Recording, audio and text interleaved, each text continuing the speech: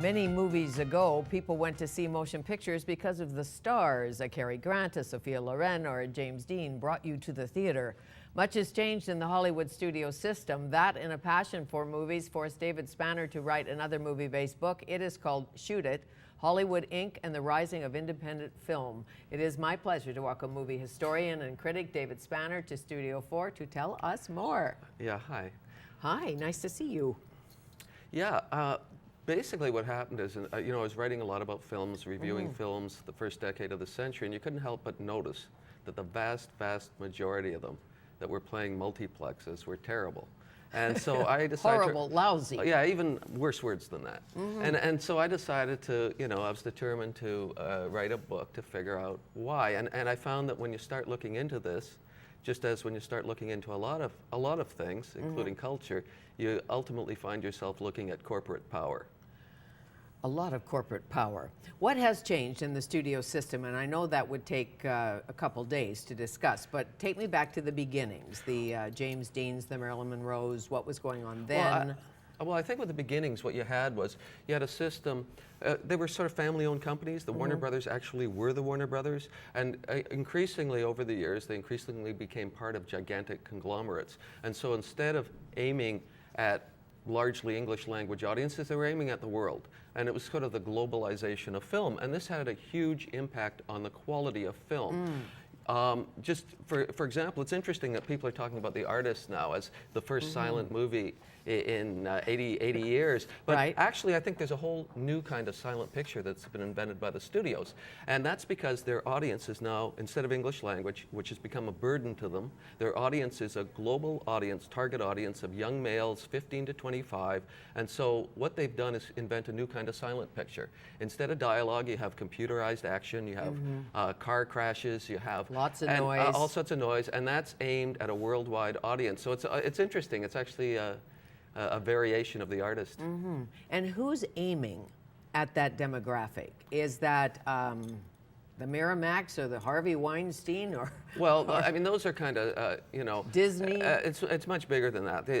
These companies the film companies are actually just one arm of maybe 10, 15 arms of a giant conglomerate.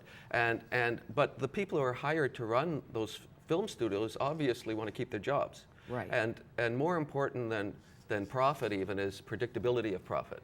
And if you want to keep your job, and you know that Spider-Man 8 made $200 million, chances are you're going to greenlight a Spider-Man 9 rather than some really smart, smaller, creative film. Right, like My Dinner with Andre. Yeah, exactly. Or something like that. Yeah, those sorts of films. So an Adam McGoyan film, an independent filmmaker film.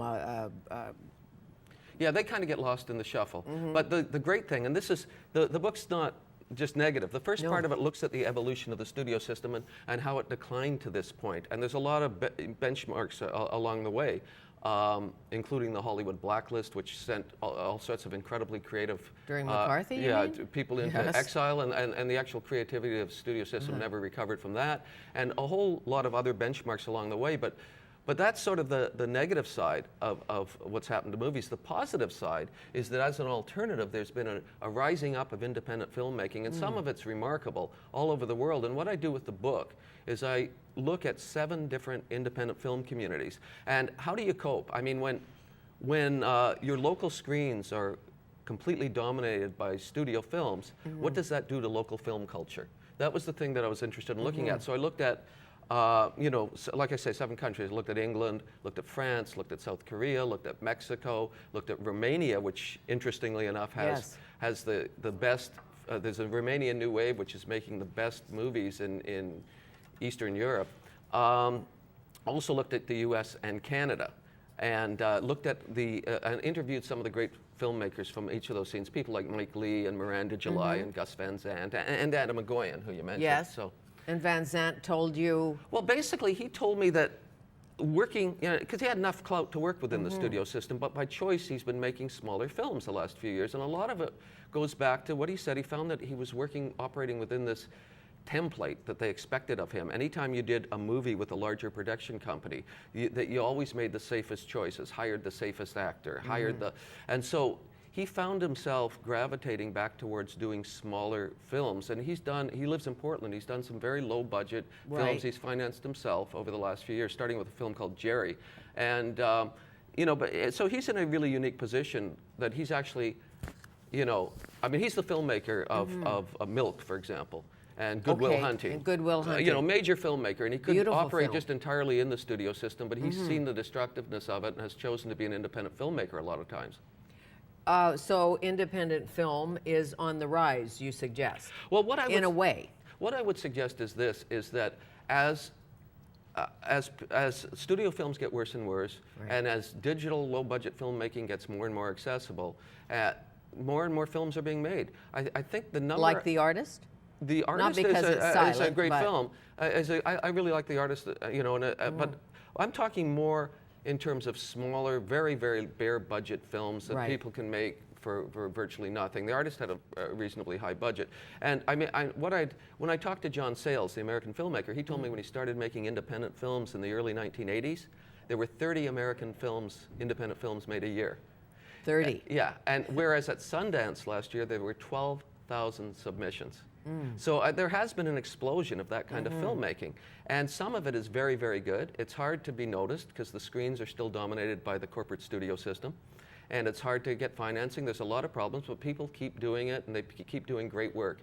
So the art of filmmaking is still alive. Oh, it's for sure. And it seems to me it would be way more fun to make an independent film, low-budget independent film, than one of the extravaganzas driven by the studio bus. Yeah, I think basically you have I think what it comes down to is creative autonomy, Right. And filmmakers thrive on that. If you're a sincere creative filmmaker, you're going to want to do that, or a lot of people are going to want to do that. So like that Martin Sheen film, Emilio Estevez did it. I know the one you mean, and I can't remember the name, but it's yeah, about The Way. The Way.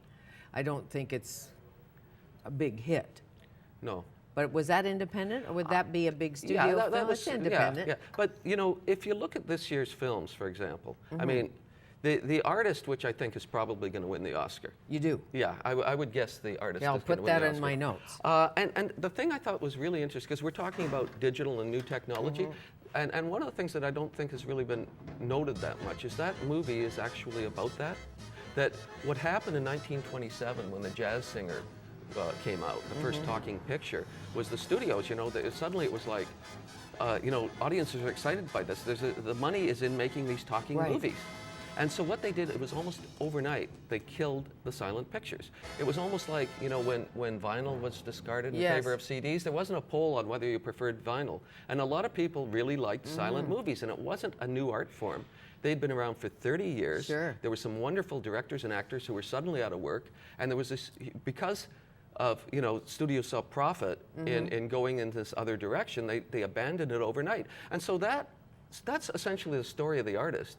It's kind of revamps the old Singing in the Rain story about what happens when the talkies come in, but it's also a very contemporary story in the sense of the new technology is having such a dramatic effect on long established cultural forms now. And so if you look at The Artist in that context, because people talk about, well, it's the first silent movie that made in, since the 30s. But actually, as I noted, there's a whole new kind of silent pictures that the studios are doing. And there's other people who have dabbled too. Like, for example, Guy Maddin, the Canadian filmmaker, often plays with silent imagery in his films. Does he play with Isabella Rossellini? She was in Saddest Music in the World. They're very close, I know that. And and Brand Upon the Brain, another of his pictures, was completely silent. And so he's an interesting film. If talkies had never been invented, Guy Maddin might be the most famous filmmaker in the world today. Really? So, but the essence of The Artist is he was a famous silent film star, and then I haven't seen it yet. Yeah, it's very similar to if you've seen The Singin' in the Rain. That story about suddenly the talkies come in, and these famous, these personalities who are thriving in the old culture, the old system, are suddenly discarded. And so that to me was really an interesting aspect of that story. But the movie itself was done very, very well. Impeccably recreated the period. So I would suggest it has a very good chance of winning Best Picture. I have to see it. And that's one of those films where everybody says, I've got to see The Artist, but they haven't seen it yet. I don't know why. They've gone to Midnight in Paris, perhaps Hugo, perhaps The Descendants. I'm sure people are going, but I think there's a fear that I won't get it because I've never seen a silent film. Oh, well, you know, the thing about it is I think that film's doing better critically than it is at the box office, even though it's got a lot of hype around it and got the Oscar nomination. It's not doing remarkably well, you know. Yeah, I know, because if you say to somebody, would you rather go see, you know, Moneyball or The Artist, and he's a guy, That's just true. it's pretty much saying, I think Moneyball. I think that's very, Brad very Pitt. accurate. What do you think about that film? Well, you know, Brad Pitt's, you know, with Brad Pitt, you know, I actually think he's one of those actors. He's a solid actor, you know.